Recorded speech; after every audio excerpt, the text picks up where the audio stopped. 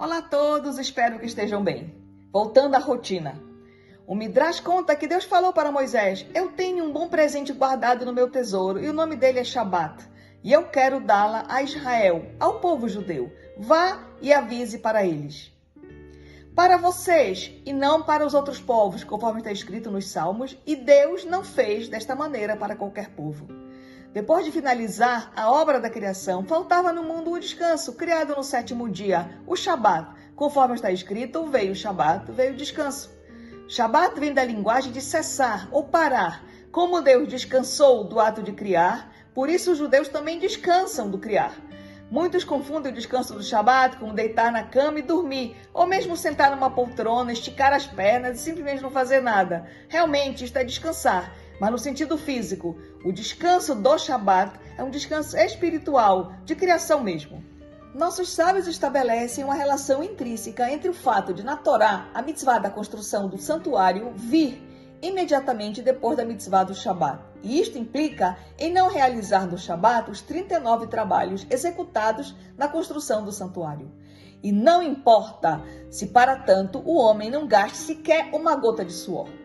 Exemplos de trabalhos proibidos no Shabat: o acendimento de fogo, apertar o botão do elevador, sentar e costurar, escrever e apagar, e etc. Quanto esforço dependemos ao realizar tais ações? O 7º dia, o sagrado Shabat, é o tema da história da semana. Os judeus atravessavam graves problemas na Rússia por ocasião da Primeira Guerra Mundial. Todo o país estava mergulhado numa terrível fome. Faltavam os principais gêneros alimentícios dos mercados. Os judeus foram especialmente afetados devido à pobreza que viviam. Já diante da crise, eles naturalmente já não tinham dinheiro para adquirir nem o básico que ainda se encontrava disponível nas prateleiras. Somado ao problema da fome, milhares de famílias judias tiveram que abandonar suas casas e se deslocar para áreas longe dos frontes de batalha.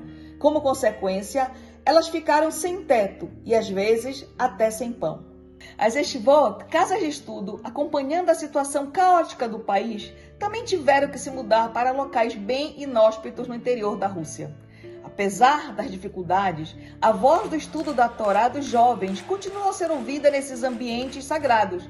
E ao contrário do que se esperava, milagrosamente, mesmo na escuridão do pesadelo da guerra, novas yeshivot foram abertas e a luz da Torá iluminou e fortaleceu o judaísmo até em cidades pequenas, incutindo nos judeus simples o amor à Torá e o temor dos céus. Também na cidade de Rogatchov, recebeu um grupo de estudantes, discípulos do Saba de Novo Hardok, o avô de Novo Hardok, o Tzadik Yosef Yuzel Zichrono Livrahá, de abençoada memória. Lá estabeleceram uma yeshivá e o Stipler, Rabbi Yaakov Israel Kanievski, que na ocasião ainda era um rapaz bem jovem, foi designado como Rosh Yeshivá, o reitor da yeshivá. As coisas aconteciam dentro da normalidade, na medida do possível, até que em Pessah do ano de 1919, enquanto os estudantes da Yeshiva de Rogatchov se encontravam em plena alegria do Hag, da festa de Pessah, e o calor do sol da primavera aquecia seus corações, foram surpreendidos e afetados por um inesperado e triste infortúnio. Pesados passos, acompanhados de estridentes gritos, foram escutados no ambiente, e em meio ao som musical dos estudos do Talmud. Eis que sinalizaram por silêncio alguns alunos.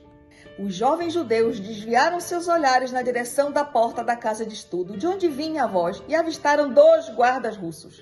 A presença dos guardas despertou uma crise de pânico mortal nos rapazes. O susto foi tal que deixou os corações dos jovens bem acelerados.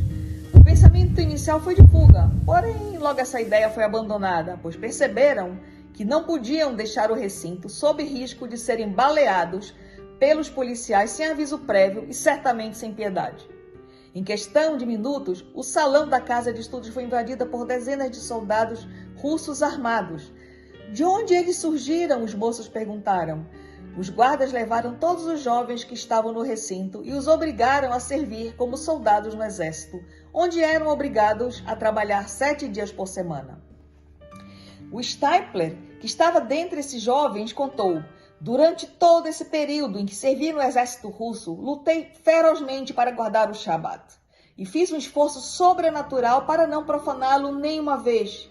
Muitos sábados se passaram e Deus me ajudou a guardá-los todos. Mas o Yetzer Hará, aquela força contrária da santidade, que cria situações para nos impedir de fazer os mandamentos divinos, não desistiu de mim. Num sábado, um grupo de soldados se aproximou de mim e me ordenou que segurasse uma arma. Já que armas não são usadas para as necessidades do Shabat, segurá-las implicaria em profanar o dia sagrado. Os soldados foram convocados para o exercício militar de tiro. Entrei em pânico. Os soldados perceberam minha relutância e me ameaçaram bater com toda a força se não participasse do treinamento. Depois de um momento, pensando mais friamente sobre o assunto, decidi, já que não poderei me eximir da ordem dos soldados sob pena de morte, pelo menos que o faça com o mínimo de profanação possível. E isto estava dentro das minhas possibilidades. Preparem-se, gritou o comandante. Vamos começar o treinamento. Uma fila foi organizada. Cabia a cada soldado atirar no alvo assinalado quando chegasse a sua vez. O primeiro soldado começou a atirar. Na medida que iam atirando, a fila ia andando. Logo chegaria a vez do Stipler. O comandante gritava, pressando os soldados. Vamos, atira! Minha testa se franziu de preocupação, continuou contando Stipler. O temor de profanar o dia sagrado tomou conta de mim. O santo rabino decidiu juntar coragem e pensou, só devemos temer a Deus. Finalmente, chegou a vez de um amigo do Stipler atirar. Ele mirou no alvo, mas errou. A bala passou a uma curta distância do ponto. O comandante pôs-se a gritar. Você não enxerga? Não está vendo o alvo? O comandante ordenou que o rapaz atirasse novamente. O judeu ficou inconsolável. Os gritos do comandante assustaram ainda mais os outros soldados, trazendo uma certa tensão no campo de treinamento. Cada soldado procurou colocar todo esforço no sentido de acertar o alvo. E isso a qualquer custo, desde que escapassem da ira do comandante. Como consequência, cada soldado levava um certo tempo para atirar. Mais rápido, gritava o comandante enervado. Avante, avante! Desta forma, chegou a vez do Stipler. Os soldados, que já conheciam a natureza do rabino, esperaram a reação dele em relação ao treinamento. O que será que ele vai fazer? Se perguntavam. O que vai acontecer? Os soldados ficaram curiosos. O Stipler pegou a arma do lado contrário, em vez de segurá-la do lado convencional. O comandante nem acreditou em tamanha ousadia. Retomou os gritos. Já basta de suas bobagens. Você merece que eu quebre todos os seus ossos.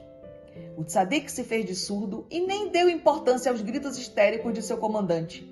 Ninguém podia explicar como, somente que o tiro dado pelo justo acertou bem no meio do alvo. Bingo! Gritaram entusiasmados. Milagre, milagre! Outros gritavam. O Stipler se aproveitou de uma possibilidade permitida pela Halahá, a lei judaica, de realizar um trabalho proibido no Shabat continue de uma forma inusual, num caso de extrema necessidade. No dia seguinte, a notícia do tiro saiu nas manchetes de todos os jornais russos. Um jovem judeu da Yeshiva de Nov Havdok atirou com uma arma do lado contrário e conseguiu acertar no alvo. Será milagre do Deus de Israel? Alguns dias depois, o Stipler foi levado à presença do comandante superior. Você foi muito corajoso, disse o general, tocando no ombro do prisioneiro. Você foi muito corajoso e sincero aos mandamentos de sua religião. Por isso decidimos liberá-lo do serviço militar. O Stipler não cabia de felicidade. Pelo mérito de guardar o Shabat, veio a salvação, conforme está escrito no livro dos Salmos. Felizardo é aquele que teme a Deus e deseja cumprir os mandamentos divinos. Com isso, concluo a história trazendo mais um outro dito bem significativo de nossos sábios. Mais do que os judeus têm guardado o Shabat tem guardado os judeus. Que o mérito de guardar o Shabat proteja o povo judeu e que traga a tão esperada Geulah com a chegada de Mashiach Tzidkenu. Se você achou esse conteúdo relevante, curta e compartilhe para que mais pessoas tenham acesso a ele. Se você ainda não está inscrito no meu canal, se inscreva e ative o sininho para receber todas as novidades que estão acontecendo por aqui. Até mais!